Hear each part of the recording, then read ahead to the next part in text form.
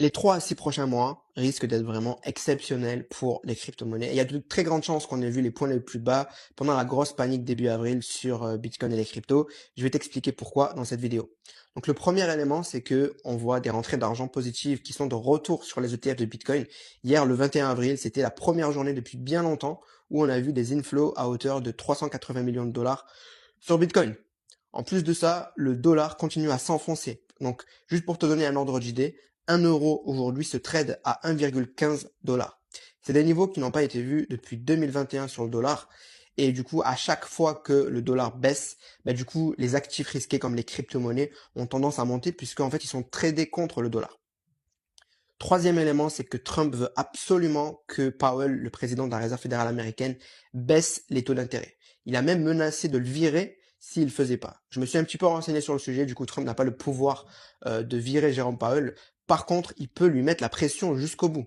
Et c'est ce qu'on avait vu autour des années 70, où il y avait un président américain, le président Nixon, qui avait mis la pression au président de la Réserve fédérale. À l'époque, c'était Monsieur Burns.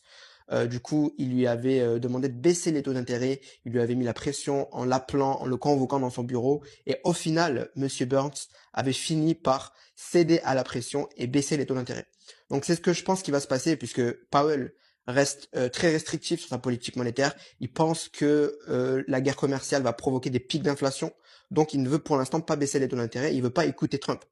Donc je pense que Trump va lui mettre la pression jusqu'au bout. La prochaine décision de politique monétaire, c'est le 7 mai. Si vraiment Powell ne baisse pas les taux le 7 mai, puisqu'aujourd'hui il y a 9% de chance seulement qu'il baisse les taux, donc probablement c'est ce qui va se passer, je pense que Trump va le convoquer, va l'appeler, va vraiment faire tout ce qu'il peut pour que Jérôme Powell du coup baisse les taux le plus rapidement possible. Si on regarde la liquidité mondiale, elle est encore à des records historiques en ce moment même. Donc elle avait déjà fait un pic en février et du coup la hausse actuelle sur Bitcoin autour de 88 000 dollars, ça confirme pas encore que la liquidité mondiale se déverse sur le Bitcoin puisque on n'a pas encore passé des résistances clés. Les résistances clés à passer, du coup ça serait autour de 88 000, 89 000 dollars. Pardon, sur 89 000, 90 000 dollars. Et si vraiment on repasse les 89 000 dollars et qu'on les tient, on ferme la journée au-delà des 89 000 dollars, ça voudrait dire, un, que la liquidité mondiale commence à se déverser sur le Bitcoin, et deux, qu'on a vu le bottom, on a vu le point le plus bas sur Bitcoin début avril.